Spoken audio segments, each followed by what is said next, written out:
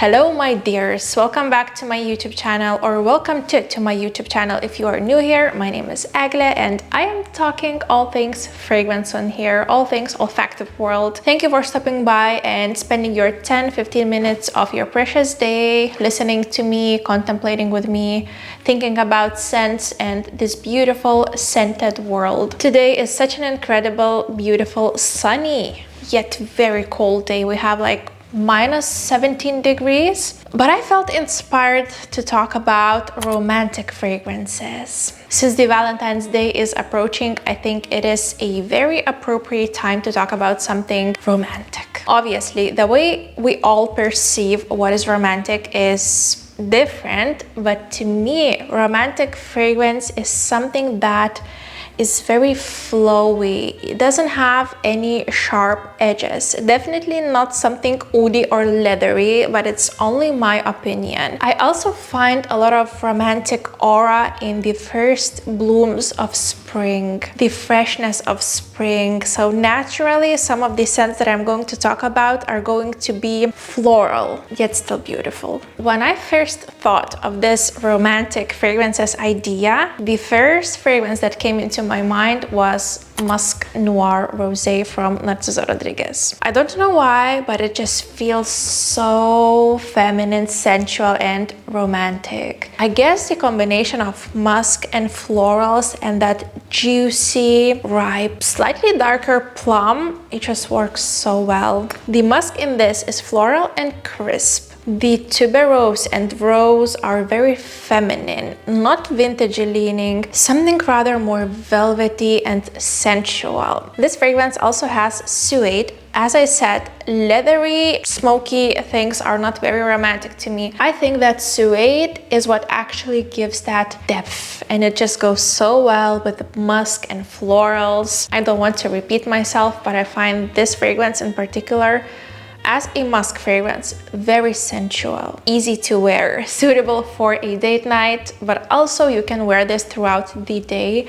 Has a beautiful longevity and sillage and leaves a beautiful trail. As I always say and repeat myself, Narciso Rodriguez musks are one of the best on the market, talking about niche and designer, like both. When I think about romantic scents, I also think about something more delightful, meaning that it can be a little bit sweeter, more fun, more optimistic, more wispy. One Umbrella for Two from Floraiku is exactly that. This is not a floral fragrance. This is in fact fruity tea-like fragrance, but there's something so romantic about this fragrance. You get that gorgeous, sweet, berry-like scent bubble. It is fun, it is joyful, but also there's this grounding, slightly fluffy and like plush tea. In this fragrance, I mainly get this sweet, tea-like, fluffy, dark berry scent bubble. It is definitely on the sweeter side, candy-like, not leaning too much into that overly sweet, sticky category. It still has something grounding and mellow about it. A lot of people say that this smells like blueberries. I personally get more of that blackcurrant. There's a slight fluffy, warm rice quality as well, which makes this fragrance even more comforting.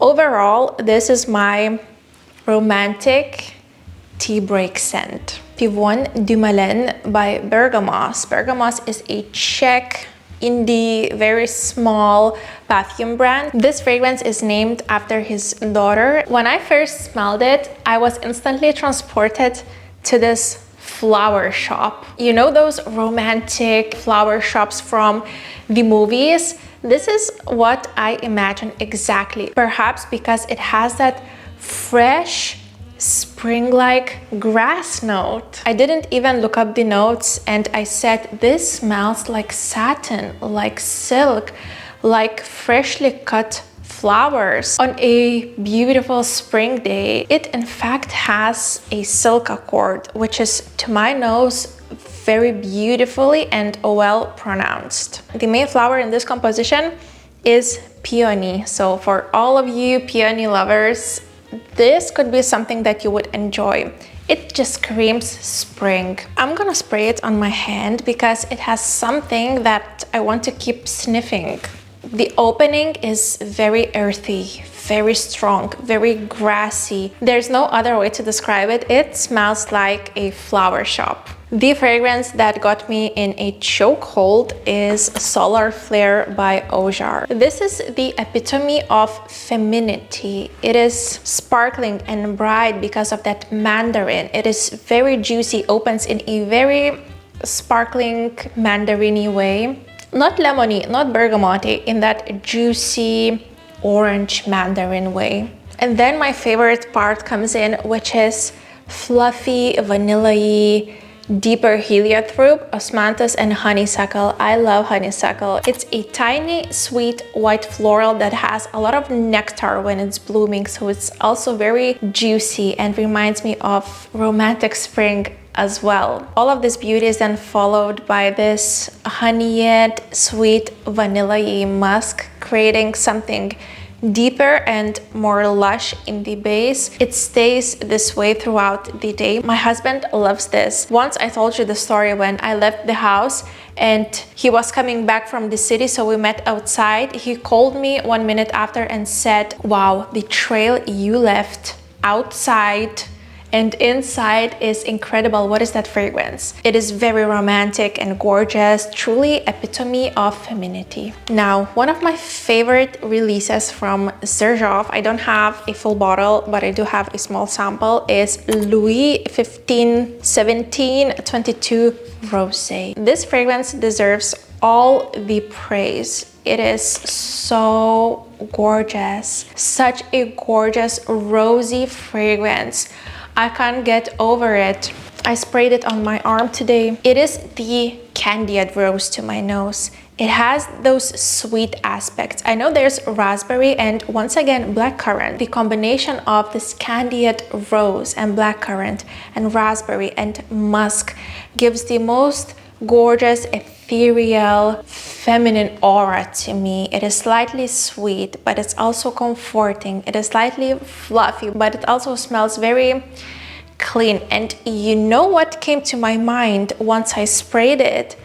This is Dama Bianca in a shape of a rose. To me, it smells like Dama Bianca if it was a rosy fragrance. Does that make sense? I don't know. If you have Dama Bianca and you smell this, let me know if you would think the same, because it has a lot of the same fairy-like, ethereal, feminine, flowy, wedding-coded aura. There's also some pear, some geranium. Are we seeing some kind of pattern in those romantic fragrances? Because it seems like geranium and berries, rose, plum, all of these notes kind of lean to that romantic side. Let me spray it again. I want to savor it, but I also want to be more precise. Oh, damn it, so beautiful. I don't want to encourage you to blind buy anything, but if you love those fluffy, rosy, slightly sweet, musky, ethereal fragrances, I did not tell you to do that, but you could. Next, another sample. I don't own a full bottle yet, hopefully one day, but this is Celine Zouzou or Zouzou, not sure how you pronounce the name. Is it just me or it smells actually quite aldehydic, fresh, powdery, like pink feathers? I would never have said that from the notes, because the notes are tonka bean, patchouli, labdanum, benzoin, quite heavy, quite dense accords. I would have never guessed that, because to me it smells like this powdery pink feathers kind of vanilla, which is so funny. I'm actually wearing this fragrance today, but this is another romantic one. My dear friend Evelyn sent this to me and I have just a tiny bit left. I do agree that this is more on this kind of denser powdery side, but it's definitely not dark patchouli benzoin kind of fragrance as I'm used to. It's quite bright and effervescent. I would say heavy on the powdery vibe. It does smell a little bit like a vintage rosy makeup powder to me. This is so weird because, as I said from the notes, I would have never said that. I would wear this fragrance on a very chic date night with this gorgeous chic outfit and hairstyle and earrings.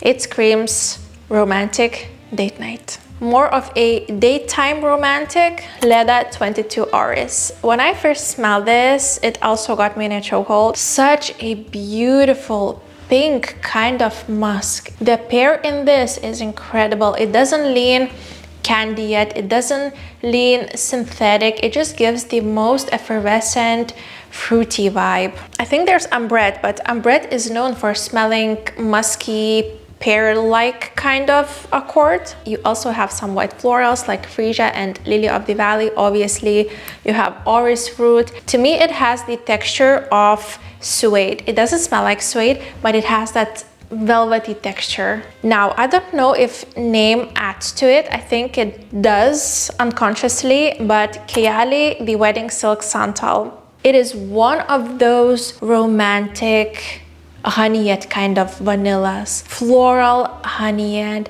slightly deep and mossy vanillas.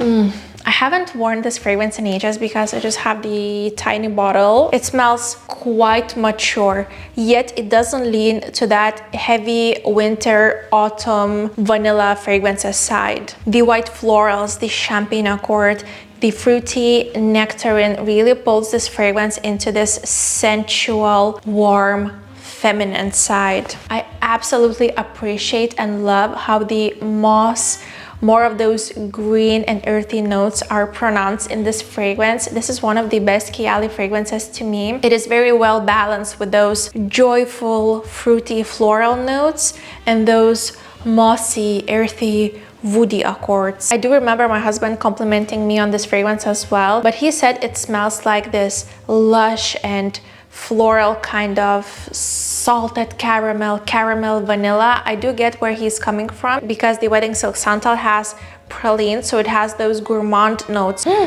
Oh my, now that I'm smelling it after so many months of not doing that, it does remind me of Armani C Parfum. Hold on, let me get it and compare those side by side. Okay, so Armani is definitely more intense and leathery at first. You can smell more of the almost like cassis or blackcurrant leaves. It's more green. But these two share something similar. The wedding silk Santal is more brighter and creamy. It smells more white, let's say, whereas this smells darker. You see, there's this quality in romantic fragrances for me. The blackcurrant is repeating itself in so many fragrances. I'm not saying these are the same, but kind of gives this aura. That's it, my lovely people. These are all the romantic fragrances I wanted to talk about today. If you love this video, don't forget to like it, share your favorite romantic fragrances, and subscribe to my channel if you love what I do. See you in my next one. Bye.